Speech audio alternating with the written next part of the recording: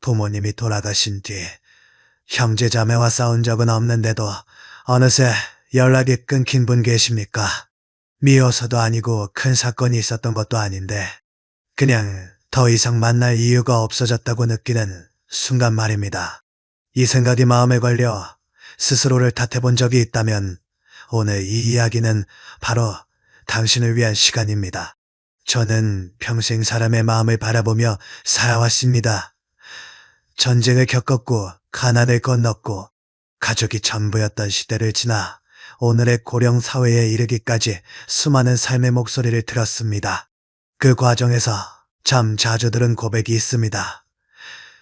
부모님이 살아계실 때는 형제로 지낼 수 있었는데 돌아가신 뒤에는 같은 자리에 앉아있는 게 힘들어졌습니다.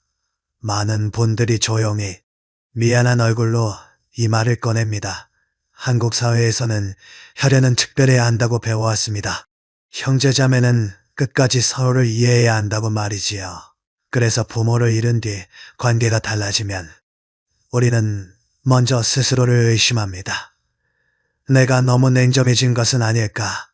인간성이 부족한 것은 아닐까? 그러나 저는 오늘 분명히 말씀드리고 싶습니다. 이 변화는 당신의 잘못이 아닙니다. 그리고 당신만 겪는 일도 아닙니다. 이 시간에는 누군가를 비난하지 않습니다. 옳고 그름을 가르치려 하지도 않습니다.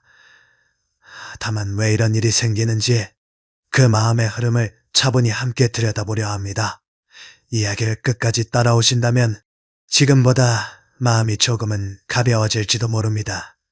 부담 내려놓고 조용히 이야기에 귀 기울여 주시겠습니까? 1부 부모가 떠난 뒤 형제는 왜 조용히 멀어지는가? 부모님이 돌아가신 뒤 형제자매와 큰 다툼이 있었던 것은 아닙니다. 목소리를 높인 적도 없고 관계를 끊겠다고 선언한 적도 없습니다. 그런데 어느 날 문득 돌아보면 더 이상 함께 앉아 차를 마시지 않게 되었고 안부를 묻는 일도 사라져 있습니다. 오늘 이야기의 첫 장면은 바로 여기에서 시작됩니다. 부모가 떠난 뒤 형제 사이에 생기는 이 조용한 거리에 대한 이야기입니다. 제가 대학에서 학생들을 가르치고 강단 밖에서 수많은 어른들의 이야기를 들으며 살아온 세월이 어느덧 단세기에 가깝습니다. 그 긴 시간 동안 참 많이 들었던 말이 있습니다. 우리는 싸운 것이 아니라 그냥 멀어졌습니다. 그 말 속에는 변명도 없고 원망도 없습니다. 다만 이해할 수 없는 허전함과 죄책감만 남아 있습니다. 한국의 가정에서 부모는 단순한 가족 구성원이 아니었습니다. 부모는 형제자매가 모이는 중심이었고 말없이 균형을 잡아주는 존재였습니다. 명절에 한자리에 모이는 이유도 서로 불편함을 감추고 웃을 수 있었던 이유도 대부분은 부모 때문이었습니다. 부모가 계실 때는 형제 사이에 어색함이 드러나지 않았습니다. 말을 삼키게 만드는 사람이 항상 그 자리에 있었기 때문입니다. 그러나 그 중심이 사라지면 남겨진 관계는 스스로를 드러내기 시작합니다. 그동안 억눌려 있던 감정이 갑자기 폭발하는 경우도 있지만 더 많은 경우는 아무 일도 일어나지 않은 듯 조용히 멀어집니다. 이 변화는 급격하지 않습니다. 그래서 사람들은 더 혼란스러워합니다. 왜 이렇게 되었는지 설명할 말이 없기 때문입니다. 여기서 많은 분들이 스스로에게 묻습니다. 내가 너무 차가워진 것은 아닐까? 형제가 부족한 사람은 아닐까? 하지만 저는 이 나이가 되어 분명히 알게 되었습니다. 이 거리는 의지가 약해져서 생긴 것이 아니라 역할이 끝났기 때문에 나타난 자연스러운 흐름이라는 사실을 말입니다. 부모는 형제 사이를 이어주는 끈이면서 동시에 완충제였습니다. 그 끈이 사라졌을 때 드러나는 모습이 곧 그 관계의 본래 모습일 수 있습니다. 이것은 실패도 배신도 아닙니다. 그저 현실입니다. 이 현실을 인정하는 것에서부터 마음의 무거움은 조금씩 내려오기 시작합니다. 2부, 우리는 왜 형제라면 반드시 이해해야 한다고 믿게 되었을까? 이야기를 조금 더 깊이 들어가 보겠습니다. 형제자매가 멀어졌다는 사실보다 우리를 더 괴롭히는 것은 그 사실을 받아들이지 못하는 마음입니다. 바로 여기에서 두 번째 주제가 시작됩니다. 형제라면 당연히 서로를 이해해야 한다는 믿음은 어디에서 비롯된 것일까요? 제가 젊은 시절을 보냈던 한국 사회는 지금과 전혀 달랐습니다. 전쟁 직후의 가난한 시절, 가족은 선택이 아니라 생존이었습니다. 밖에는 의지할 곳이 없었고 집안의 사람들만이 서로를 지켜줄 수 있었습니다. 그 시대를 살아낸 많은 분들에게 형제자매는 친구이자 방패였고 마지막 남은 편이었습니다. 그래서 우리는 자연스럽게 이렇게 배웠습니다. 형제는 특별해야 한다. 끝까지 함께해야 한다. 이 믿음은 그 시대에는 분명히 필요했습니다. 그러나 시대는 변했고 삶의 방식도 달라졌습니다. 그럼에도 우리는 여전히 과거의 기준으로 현재의 관계를 재단합니다.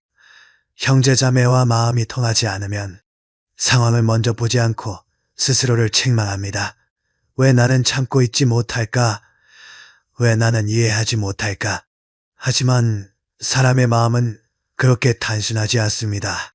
같은 집에서 자랐다고 해서 같은 생각을 하며 살아온 것은 아닙니다. 각자는 다른 기대를 받았고 다른 역할을 부여받았으며 다른 상처를 안고 성장했습니다. 그 차이는 어릴 때는 말로 표현되지 않았고 대부분은 묻힌 채로 세월을 건너왔습니다. 그러다 부모가 떠난 뒤 더 이상 숨길 이유가 없어졌을 뿐입니다. 여기서 중요한 것은 이 믿음이 얼마나 우리를 오래 붙잡고 있는가입니다. 형제니까 이해해야 한다는 생각은 겉으로는 따뜻해 보이지만 때로는 사람을 가장 깊이 지치게 합니다. 이해하지 못하는 자신을 용서하지 못하게 만들기 때문입니다. 관계가 힘들다는 사실보다 그렇게 느끼는 자신을 부정하는 마음이 더 큰 상처가 됩니다. 이 나이가 되어 돌아보면 저는 분명히 말할 수 있습니다. 형제자매가 이해의 대상이 되어야 한다는 생각 자체가 이미 우리에게 너무 많은 부담을 지어왔다는 것을 말입니다. 이 부담을 내려놓지 않는 한 관계는 나아지기보다 더 무거워질 뿐입니다.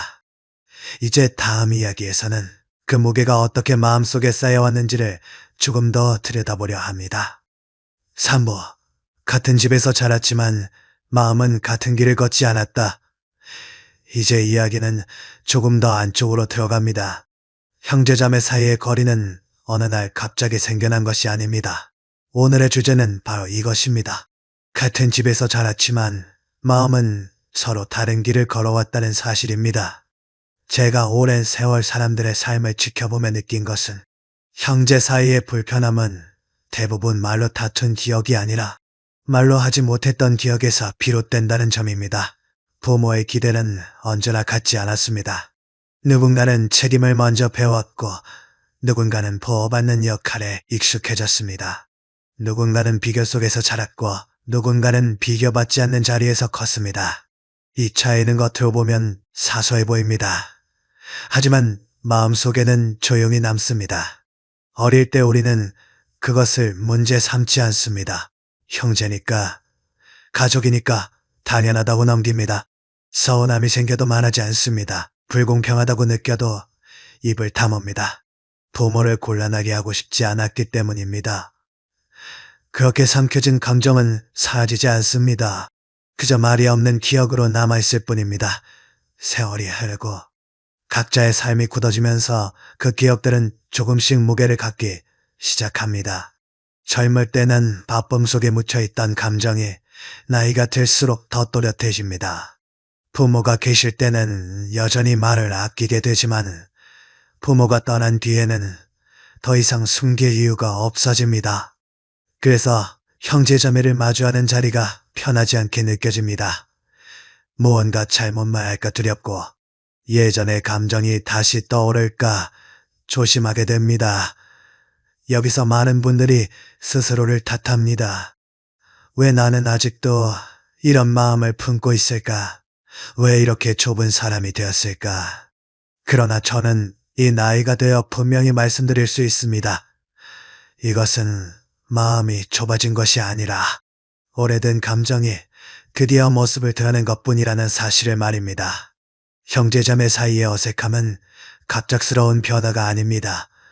그것은 오랜 시간 동안 쌓여온 말 없는 시간의 결과입니다. 이 사실을 인정하지 않으면 우리는 계속해서 이유 없는 죄책감 속에 머무르게 됩니다. 다음 이야기에서는 그 죄책감이 왜 유독 형제관계에서 더 깊어지는지를 살펴보려 합니다. 4부. 기대가 컸기에 형제의 말은 더 깊이 남는다. 이제 우리는 한 가지 마음의 지점에 다가섭니다. 오늘 이 부분의 제목은 이렇게 말할 수 있겠습니다. 기대가 컸기에 형제의 말은 더 깊이 남는다는 이야기입니다. 형제 자매와의 관계에서 유독 상처가 오래가는 이유는 무엇일까요?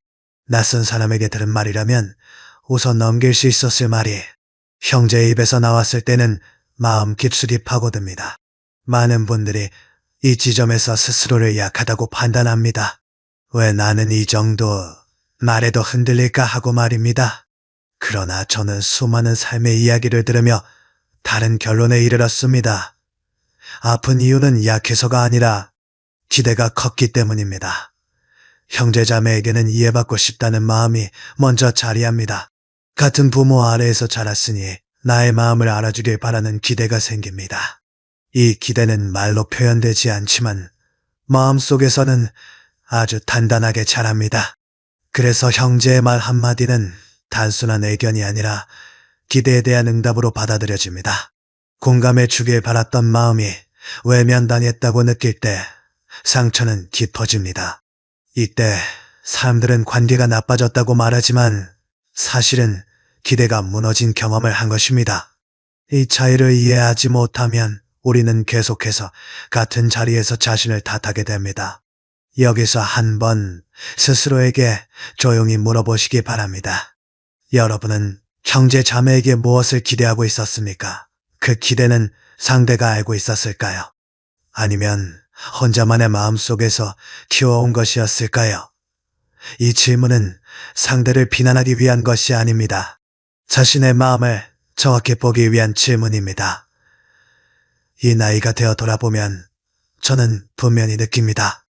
기대는 관계를 이어주는 힘이 되기도 하지만 동시에 가장 큰 짐이 되기도 한다는 사실을 말입니다. 형제자매에게 기대를 많이 걸수록 실망도 깊어집니다.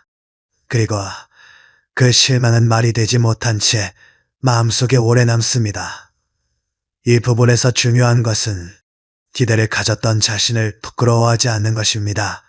기대는 인간다운 마음의 표현입니다.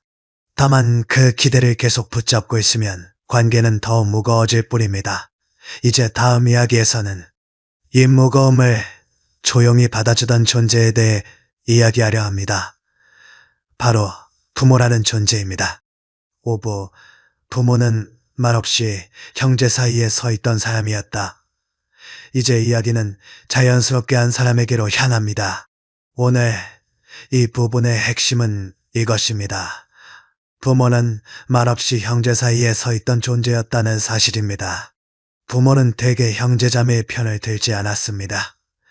누구의 말이 옳은지 판단하지도 않았고 다툼을 크게 만들지도 않았습니다. 그저 그 자리에 계셨습니다. 그 존재만으로도 형제 자매는 말을 고르고 감정을 눌렀습니다. 부모 앞에서는 차마 꺼내지 못한 말들이 있었기 때문입니다. 어릴 때부터 우리는 본능적으로 알고 있었습니다. 이 말을 하면 부모가 상처받을 것이라는 사실을 말입니다. 그래서 서운함도, 억울함도, 불공평하다는 감정도 마음속 깊이 넣어두었습니다. 부모를 걱정시키고 싶지 않았고 가족의 형태를 깨고 싶지 않았기 때문입니다. 그 침묵은 미덕처럼 여겨졌습니다. 부모는 그 사실을 알고 있었을지도 모릅니다. 혹은 알면서도 모른 척했을 수도 있습니다. 그러나 분명한 것은 부모는 형제자매가 정면으로 부딪혀 다치지 않도록 그 사이에 서 있었다는 점입니다. 아무 말 없이 자신의 감정을 드러내지 않은 채 말입니다. 그 역할은 눈에 띄지 않지만 가족을 유지하는 데에는 결정적인 힘이었습니다. 부모가 살아계실 때 형제자매가 한자리에 모일 수 있었던 이유도 여기에 있습니다. 부모를 중심으로 모였고 부모를 위해 참고 부모의 얼굴을 떠올리며 거리를 조절했습니다. 그 균형은 매우 섬세해서 누군가 사라지면 곧바로 무너질 수밖에 없습니다. 부모의 부재는 단순한 상실이 아니라 관계의 구조가 바뀌는 순간이기도 합니다. 이 지점에서 많은 분들이 혼란을 느낍니다. 부모가 돌아가신 뒤 형제 사이가 달라진 것을 두고 누군가 변했다고 생각합니다. 그러나 저는 다르게 봅니다. 변한 것은 사람이 아니라 지태해 주던 구조입니다. 부모라는 완충제가 사라지면서 그동안 눌러두었던 감정들이 설 자리를 잃은 것입니다. 이 사실을 이해하면 형제자매를 향한 원망도 자신을 향한 비난도 조금은 누그러집니다. 부모는 이미 자신의 역할을 다했습니다. 그 무게를 이제 형제자매가 대신 짊어질 필요는 없습니다. 다음 이야기에서는 그 무게가 사라진 뒤 나타나는 변화에 대해 조용히 살펴보려 합니다. 6부, 관계가 깨진 것이 아니라 가려졌던 마음이 드러난 것이다.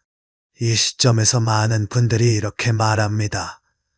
부모님이 돌아가신 뒤 형제 관계가 완전히 깨져버렸다고 말입니다. 하지만 오늘 이 부분에서 저는 제목 그대로 말씀드리고 싶습니다. 관계가 깨진 것이 아니라 가려졌던 마음이 드러난 것입니다. 부모가 계실 때 우리는 많은 감정을 눌러두고 살았습니다. 말하지 않은 불만, 설명하지 않은 서운함, 끝내 꺼내지 못한 기억들입니다. 그것들은 사라진 것이 아니라 잠시 숨겨져 있었을 뿐입니다. 부모라는 존재가 그 위를 덮고 있었기 때문에 우리는 평온하다고 느꼈습니다. 부모가 떠난 뒤 그 덮개가 사라집니다. 그러면 마음속에 오래 머물던 감정들이 갑자기 자리를 잃습니다. 분노로 나타나기도 하고 슬픔으로 혹은 체념으로 드러나기도 합니다. 이때 많은 분들이 놀랍니다. 왜 이렇게 감정이 거칠어졌을까? 왜 형제자매와 마주하는 일이 이렇게 힘들어졌을까 하고 말입니다. 그러나 이 변화는 이상한 일이 아닙니다. 오히려 너무나 자연스러운 흐름입니다. 그동안 유지되던 균형이 사라졌으니 마음이 제 모습을 드러내는 것은 당연한 일입니다. 저는 이 나이가 되어 이 순간을 관계의 붕괴로 보지 않게 되었습니다. 이것은 드러남의 순간입니다. 보이지 않던 진실의 모습을 드러내는 시간입니다. 이때 가장 힘든 것은 감정 그 자체보다도 그 감정을 받아들이지 못하는 마음입니다. 왜 이런 마음을 품게 되었는지 스스로를 비난합니다. 형제자매를 원망하기도 하고 동시에 자신을 탓하기도 합니다. 그러나 여기서 한 걸음 물러서서 생각해 볼 필요가 있습니다. 이 감정은 새로 생긴 것이 아니라 오래전부터 함께 있었던 마음이라는 사실 말입니다. 부모는 형제자매가 이 감정들과 직접 마주하지 않도록 막아주던 존재였습니다. 그 역할이 끝났을 때 우리는 비로소 자신과 마주하게 됩니다. 이 과정은 고통스럽지만 피할 수 없는 통과의 일이기도 합니다. 누군가가 잘못해서 생긴 일이 아닙니다. 누군가의 성격이 변해서도 아닙니다.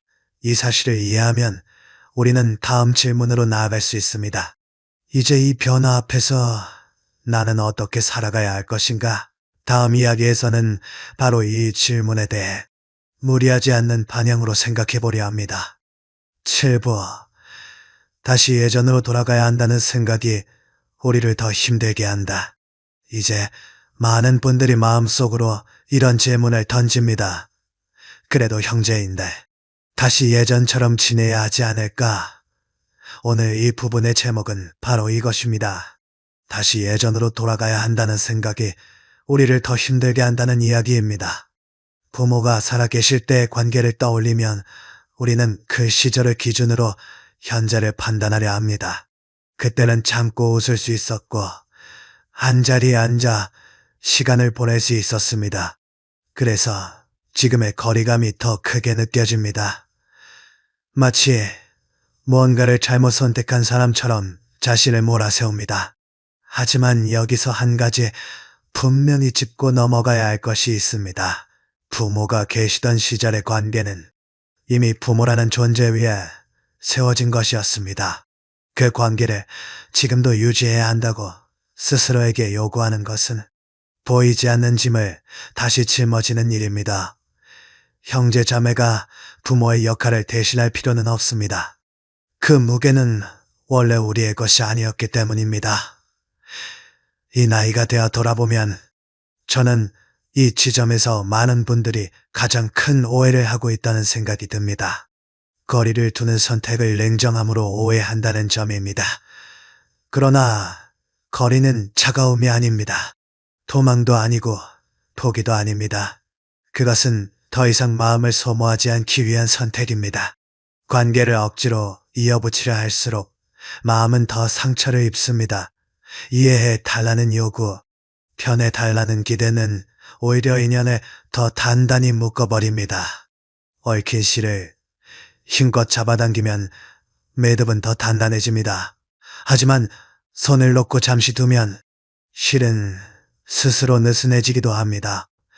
형제 관계도 다르지 않습니다. 여기서 중요한 것은 완전히 끊어내는 것이 아닙니다. 필요한 일에 대해서만 차분히 연락하고 감정을 소모하지 않는 선에서 역할을 나누는 것입니다. 이 거리감은 사람마다 다를 수 있습니다. 누군가의 기준을 그대로 따를 필요는 없습니다. 내가 숨쉬기 편한 자리가 나에게는 가장 올바른 위치일 수 있습니다. 부모가 정말로 바랐던 모습은 무엇이었을까요? 자녀가 스스로를 소모하며 관계를 유지하는 모습이었을까요? 저는 그렇게 생각하지 않습니다. 부모는 자식이 각자의 삶을 지켜내며 살아가길 바랐을 것입니다. 그 마음을 떠올린다면 지금의 선택은 이기적인 결정이 아니라 성숙한 판단일 수 있습니다. 이제 이야기는 마지막에 다다릅니다. 오늘의 결론은 단순하지만 받아들이기까지는 시간이 걸리는 말입니다. 형제자매와의 거리는 실패가 아니라 각자의 삶으로 돌아가는 과정이라는 이야기입니다. 많은 분들이 인연을 정리한다는 말을 들으면 마음이 무거워집니다. 누군가를 버리는 일처럼 느껴지기 때문입니다. 그러나 인연을 정리한다는 것은 사람을 밀어내는 것이 아닙니다. 그것은 더 이상 나 자신을 상처 입히는 자리에 머물지 않겠다고 결정하는 일입니다. 이 나이가 되어 돌아보면 저는 삶에서 가장 중요한 것이 무엇인지 조금은 알게 되었습니다. 그것은 끝까지 참아내는 능력이 아니라 스스로를 지켜내는 힘이라는 사실입니다. 형제자매와의 관계에서도 마찬가지입니다. 계속해서 마음이 무너지는 관계라면 잠시 물러서는 것이 더 인간적인 선택일 수 있습니다. 여기서 한 가지 분명히 말씀드리고 싶습니다. 거리를 두는 선택은 냉정함이 아닙니다. 그것은 성숙입니다. 자신의 한계를 인정하고 더 이상 무리하지 않겠다는 솔직한 태도입니다. 이 선택에는 용기가 필요합니다. 그리고 그 용기는 살아온 세월이 길수록 더 값집니다. 만약 지금도 마음 한구석에 망설임이 남아있다면 서둘러 결론을 내릴 필요는 없습니다. 아침에 눈을 뜨고 거울 앞에 서서 조용히 이렇게 말해보시기 바랍니다. 나는 여기까지 잘 살아왔다. 나는 충분히 견뎌왔다. 이 말은 소리 내어 하지 않아도 괜찮습니다. 마음속으로만 해도 충분합니다. 부모가 우리에게 남긴 것은 형제자매와 끝까지 얽혀 있으라는 명령이 아니었습니다. 각자의 삶을 살아가라는 허락이었습니다. 그 뜻을 따른다면 지금의 선택은 결코 불효도 아니고 이기적인 결정도 아닙니다. 오히려 받은 생을 존중하는 태도에 가깝습니다. 오늘이라는 하루는 남은 인생의 첫날일 수 있습니다. 부디 자신의 마음을 지키는 선택을 두려워하지 마시기 바랍니다. 여러분은 그럴 가치가 있는 존재입니다. 이 조용한 이야기가 여러분의 마음에 작은 불빛 하나를 남겼다면 그로써 충분합니다. 다시 고요한 시간 속에서 또 이야기 나눌 수 있기를 바랍니다.